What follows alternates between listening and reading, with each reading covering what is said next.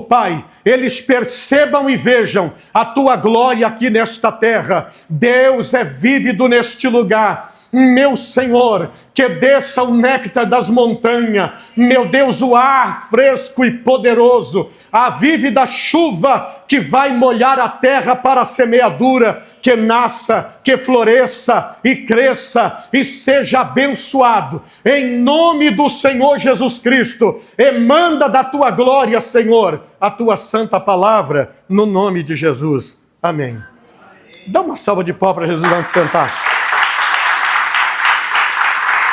Glória a Deus. Louvado seja o nome do Senhor. Nós não temos a transmissão hoje pelo YouTube. A nossa internet aqui está nos enganando. Também eu quero priorizar nesse momento você que está vindo pela primeira vez, enquanto o Vinícius coloca o fundo musical. Nós vamos lutando, irmão. Essa casa só tem 4 meses, está chegando 4 meses ainda. Nós vamos chegar lá, amém? Nós vamos entender o som. Esse som é de última geração. Ele veio de fora, nós não entendemos ele, estamos brigando com ele ainda. Nossa irmã Kênia, nosso irmão Vitor, que delícia. Oi, filha, Deus te abençoe. Vieram lá de Franca para estar conosco aqui essa manhã. Amém? Quem veio de fora aqui, levanta a mão, por favor. Quem veio de outra cidade? Glória a Deus. Aleluia, é maravilhoso isso. Louvado seja Deus. Que o Senhor aqueça os vossos corações. Amém? Abra sua Bíblia no livro de Neemias, no capítulo de número 3, e o versículo de número 1. Neemias 3, primeiro, louvado seja Deus. Neemias, capítulo 3, e versículo de número 1. Louvado seja o nome do Senhor. Eu gostaria, você que vai ler no celular, acabou de ler, amém? Amém, irmã Vanessa? Esqueça o celular aí, e aí depois você o reative novamente, para que Deus possa te abençoar e você ouvir o som da voz de Deus. Aleluia. Nós vamos dando uns recadinhos, né, irmão? Tudo assim, e assim vai caminhando, vai caminhando. Glória a Deus. Né? Todos nós somos crianças e precisamos de aprendizado, precisamos de crescimento e precisamos também de colo. E Deus tem tudo isso para nós. Amém? Quem achou, diga amém. Olha para o seu irmão, diga assim para ele: a importância do lugar da fundação. Você sabia disso, queridos? Você sabia que Campinas tem um mapa espiritual? Qualquer cidade do nosso país, ou de qualquer país do mundo, ela tem um mapa espiritual. Quem já viu aquele fundo de centro de cidade que tudo nele é velho, é antigo? Tudo ali tem uma parede esverdeada, tomada pelo lodo, aquelas coisas terríveis que parece que parou no tempo. A mesma coisa é quando você tem a pretensão de lançar os fundamentos de alguma coisa da sua vida para você ter um novo início, um começo ou uma construção. Você precisa avaliar bem o tempo, a época, o lugar, o jeitinho de como você vai fazer para que aquilo que você lançou na terra realmente dê resultado. Você vai aprender aqui nessa palavra. Amém? A palavra do Senhor diz assim, Neemias capítulo 3, versículo 1, diz assim: e levantou-se Eliasibe, o sumo sacerdote, que com os seus irmãos, os sacerdotes, edificaram a porta do gado, a qual consagraram e levantaram as suas portas até a torre de Meá, e consagraram até a torre de Hananel, e junto a ele edificaram os homens de Jericó, também do seu lado edificou Zacur, filho de Iri, e a porta do peixe edificaram os filhos de Rancenã, o qual enmadeiraram e levantaram as suas portas com as suas fechaduras e seus ferrolhos. E ao seu lado reparou Meremote, filho de Urias e filho de Cós. Ao seu lado reparou Mesulão, filho de Berequias, filho de Mesazabel, e seu lado reparou Zadok, filho de Baaná. Parece confusa essa palavra, né? Ela parece não ter um direcionamento para que você a entenda. Mas o que nós estamos falando aqui são chefes de equipe, liderança do povo de Israel no tempo de Neemias. Aqueles homens que lideravam a nação, aqueles que se dividiam entre tribos, entre famílias, são esses homens e esses nomes que constam aqui. E eu quero que você preste bem atenção para você entender a palavra, como ela vai se desdobrar. Qual é a importância desses nomes aqui? Por que eles estão sendo citados na palavra? Se foi essa mensagem que o Espírito Santo de Deus, ele me deu, é porque ele tem o poder de transmitir a revelação que está no meu coração para a sua vida, para que você a entenda, não só na profundidade, mas também na clareza de alma, na clareza mental, para que você perceba o seu lugar e a sua silhueta dentro desta revelação de Deus.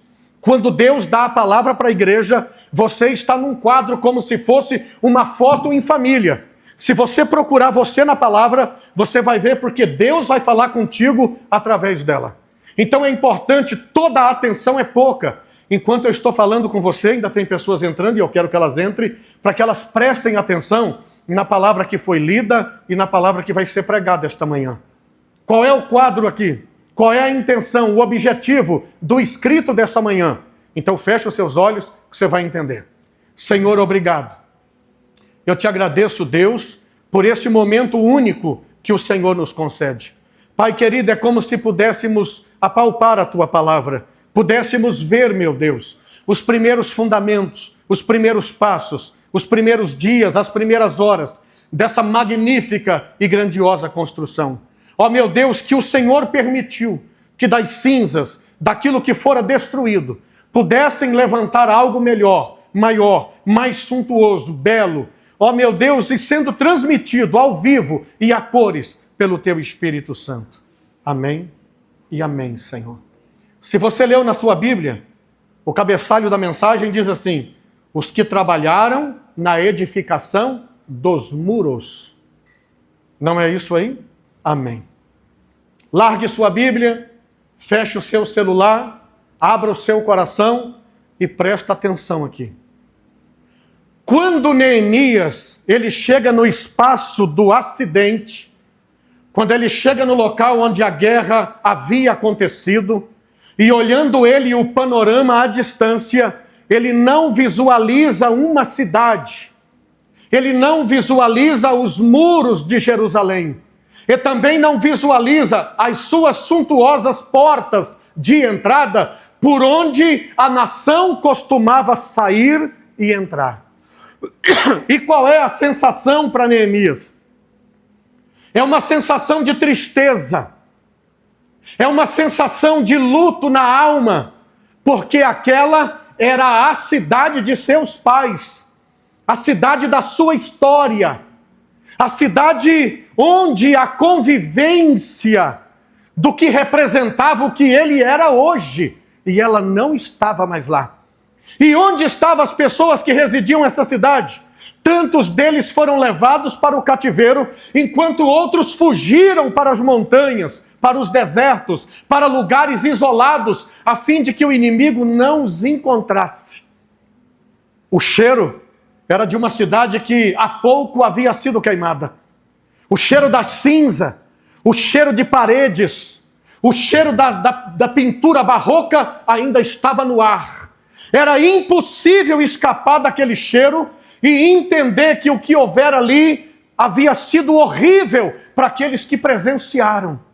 Neemias estava fora, estava em Susa, na fortaleza, servindo um rei que não era da sua nação, não era da sua gente, não era do seu povo. Ele estava servindo um estrangeiro na missão de copeiro, uma das missões mais confiável para os monarcas daquela época, porque tudo que o rei bebia, tudo que o rei comia, passava primeiro pelas mãos de Neemias.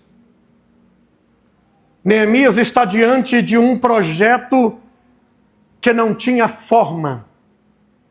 Neemias está diante de uma situação que para ele era impossível iniciar os primeiros passos. Então, quais são os cuidados básicos que Neemias toma no primeiro momento?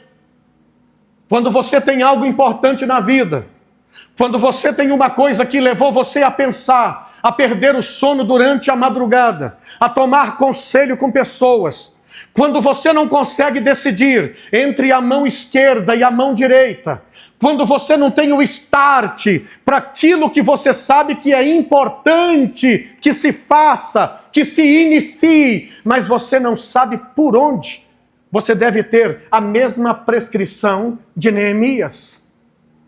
Neemias, ele não sabia por onde começar. Ainda que Deus tenha lhe autorizado a reconstruir a cidade, levantar os seus muros, recolocar as suas portas, colocar os ferrolhos, dar uma aparência digna para aquilo que é a promessa de Deus. Ele não tinha o como e nem quanto. E talvez você entrou aqui exatamente essa manhã, não tendo como e não tendo o quanto. Mas uma coisa, mesmo você não tendo as coisas básicas que acabei de mencionar aqui, uma delas você deve ter.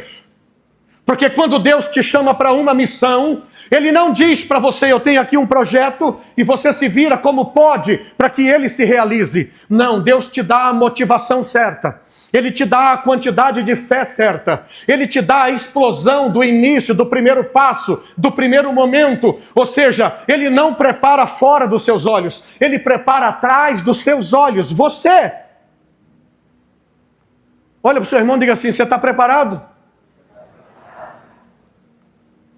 Diga para ele, você está pronto? Queridos, Neemias, ele sabia que não tinha a quantidade de areia desejada, ele sabia que não tinha a quantidade de tijolos desejado, ele sabia que não tinha a quantidade de mão de obras desejada. Então o que ele faz no primeiro momento? Ele reúne a liderança do seu país. E que liderança era essa? A liderança política? Não. A liderança religiosa. Ele reúne aqueles que conhecem a Deus, aqueles que sabem o caminho da oração, o caminho da devoção, o caminho da adoração. Ele reúne aqueles homens que estavam acostumados a se conectar com Deus.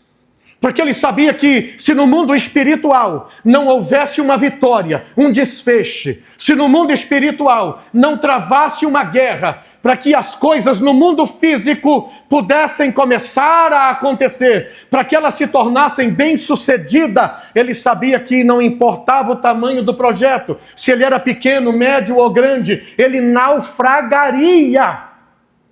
É como se você começasse uma obra terrena e quisesse começar e concluí-la sem antes consultar a Deus, sem antes falar com o Senhor, sem ter a aprovação do céu. Você bateria dia após dia, noite após noite, desistiria, seria envergonhado e não veria o que você sonha de pé, nem no primeiro momento.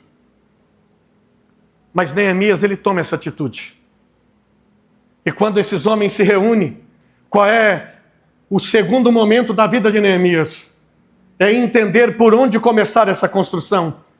Olhando para uma cidade queimada, olhando para um lugar que dava vestígios que ali havia sido uma grande capital da adoração, mas que dela não sobrara nada.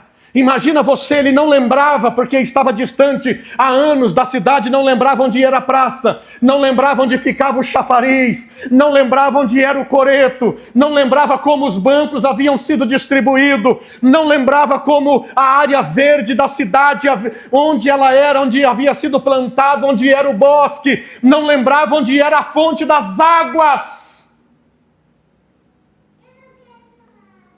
Mas havia entre eles um homem, Eliasibe.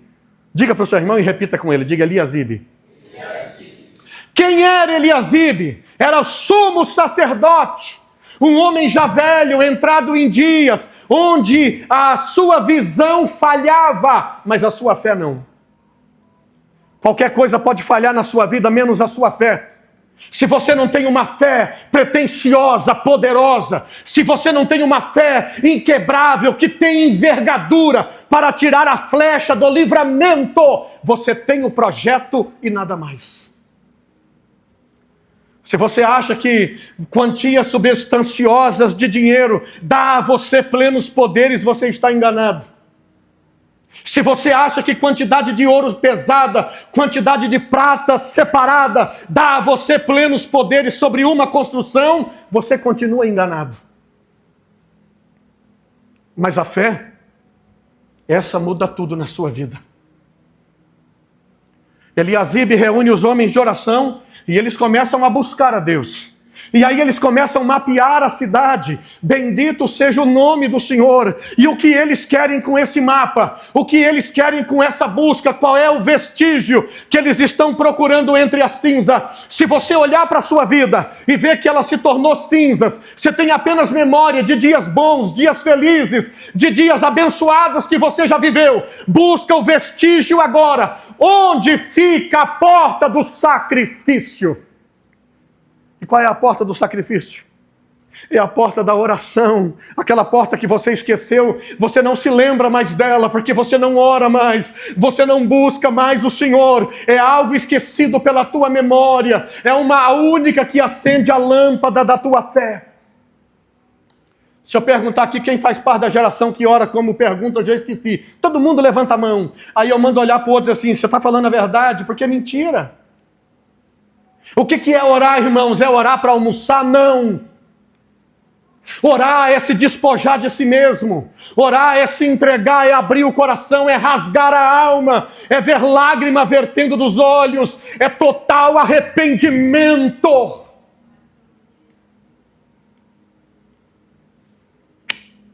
Minha cunhada ali e meu cunhado. Olha para mim.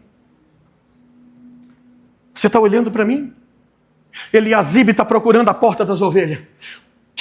Qual era o significado dessa porta? Por que a porta da cidade não era mais importante? Por que a porta do palácio não era mais importante? Por que a porta do templo não era mais importante? Por quê? Não, era a porta das ovelhas.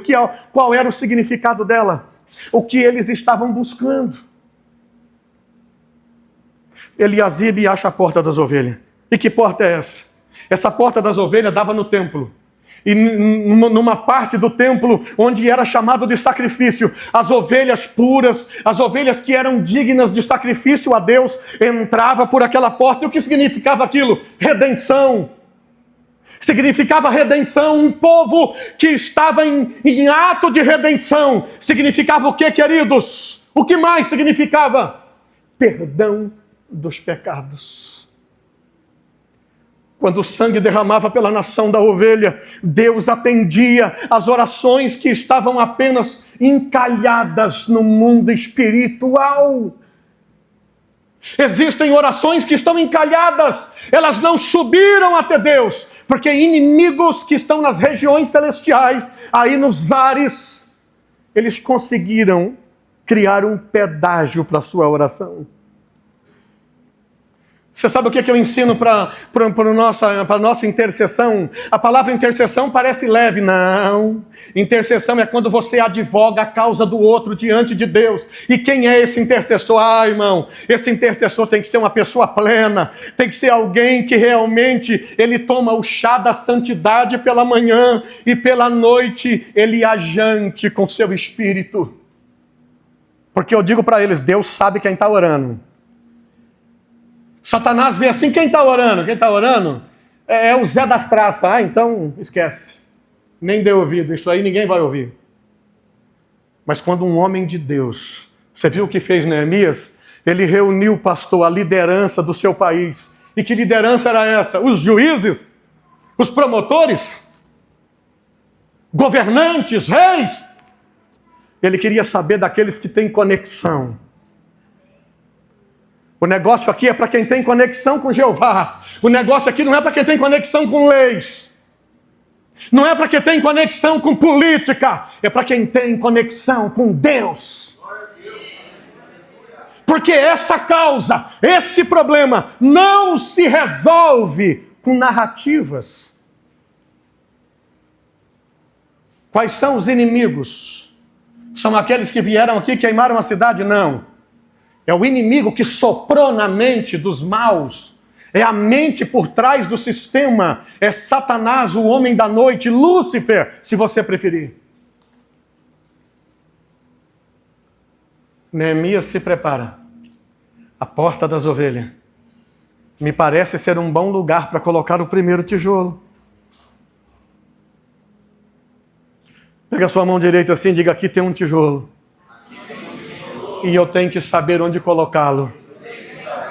Olha para mim, a não ser que você não acha importante o que você faz. A não ser que você não vê problema de perder o seu tempo. Olha para o seu irmão e diga assim: quanto custa o seu tempo? Quanto custa, irmão? Neemias não foi ali para perder tempo. Ele foi com a estratégia certa. Bendito seja o nome do Senhor. E Deus me manda te dizer esta manhã, sabe qual está sendo a sua dificuldade de estratégia? Deus me manda te dizer esta manhã, sabe qual está sendo o seu empecilho? Estratégia certa. Você precisa entender que enquanto você não preparar no teu espírito o que o teu físico precisa, você vai estar nessa condição. Eliasibe, enfim, todos os sacerdotes estavam lá. Mas eles precisavam de liderança. Liderança. Todo mundo quer construir alguma coisa. Eu quero tirar essa porta. Todo mundo quer construir alguma coisa. Quem aqui quer construir alguma coisa? Fala comigo. Mas se você não lançar o tijolo certo, no lugar certo, você tem aquelas paredes do fundo da cidade. São sempre perto da rodoviária. É sempre perto da rodoviária. Aquilo parece um fundo amaldiçoado da cidade. Se você monta uma loja de carro, eles enferrujam lá. Se você abre um hotel, ele é o pior da cidade. Então você precisa entender isso hoje. A porta das ovelhas. É uma porta que simbolicamente ela era de uma importância para a nação, porque o velho sacerdote entendeu. Nós vamos iniciar a construção daqui. O muro vai despontar, digamos, a 5 quilômetros acima. Mas nós vamos começá-lo aqui, onde a importância do local nos dá a plena convicção de que nós vamos terminar a obra. Uma coisa que eles tinham no coração, queridos, é que você também deve ter. Quando se lança o primeiro tijolo e você está feliz, eu quero que você entenda que vai haver incorrências. Mas aquelas pessoas que dizem assim: ah, pastor, já começaram os primeiros problemas. Aí ele entra em parafuso, não está preparado. Esqueceu da lição de casa. É aquilo que eu falei, é o Zé das Traças orando e querendo construir.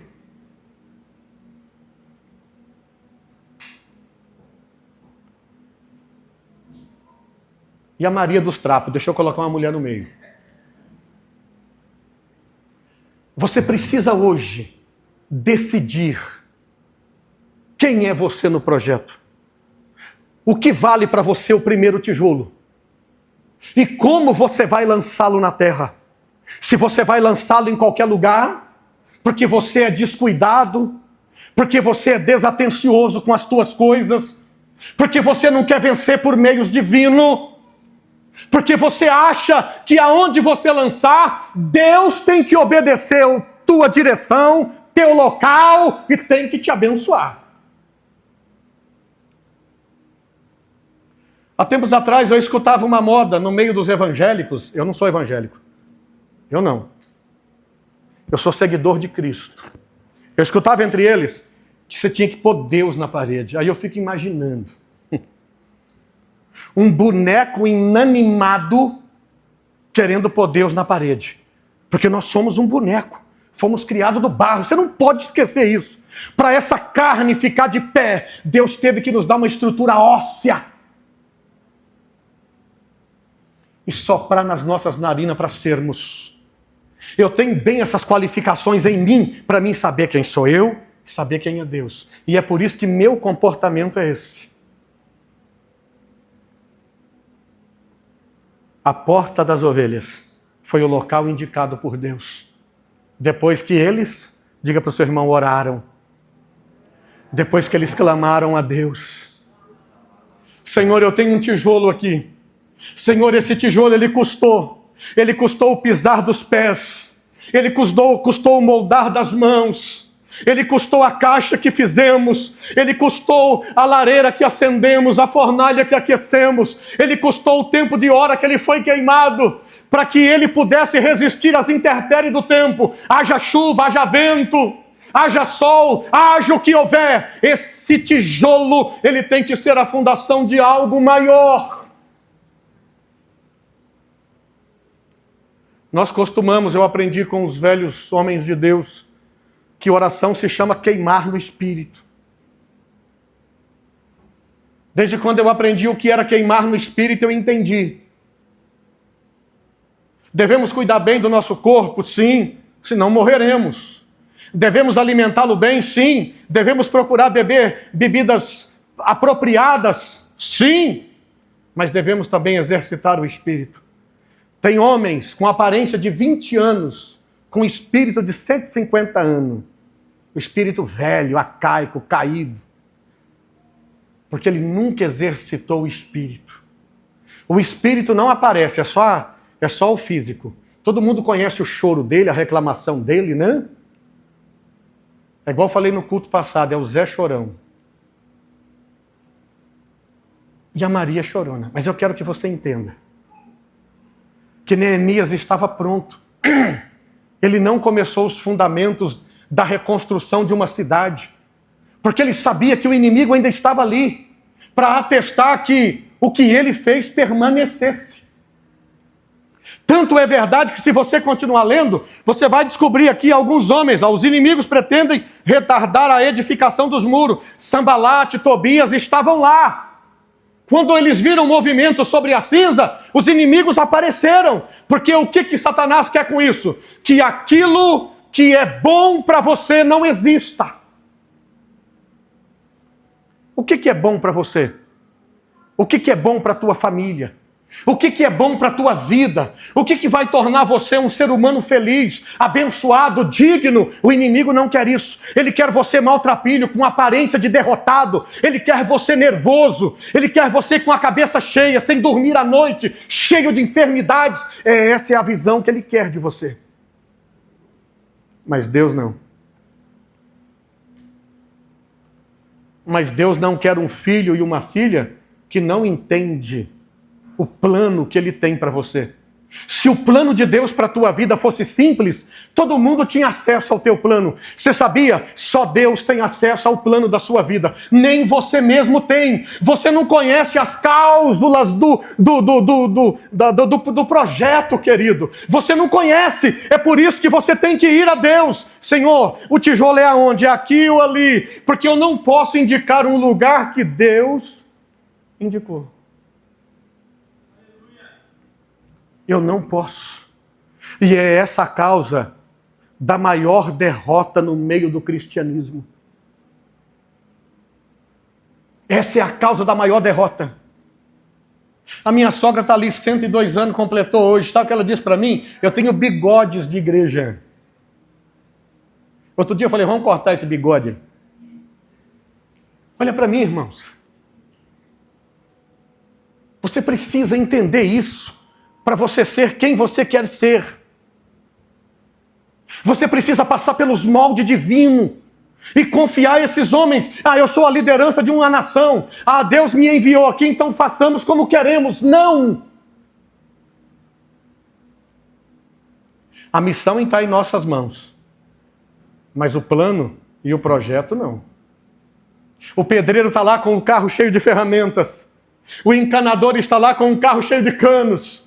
O eletricista está lá com o carro cheio de fios, mas ele não dá um passo porque está aguardando o engenheiro. Ele não sabe onde é a fundação, ele não sabe como se vai dar esse edifício, ele não sabe quantas paredes terão nos apartamentos, ele não sabe que tipo de instalação vai ser feita lá, ele não pode tomar atitude por conta própria. Olha para o seu irmão e fala para ele: você toma atitude por conta própria? Você vai continuar errando, você vai continuar falhando nos seus projetos. Mas se você começar a tomar as atitudes que Deus está te dando, você vai crescer, você vai aprender, você vai ser abençoado, você vai ver a glória de Deus na sua vida. Dá uma salva de palmas para o Espírito Santo, aleluia.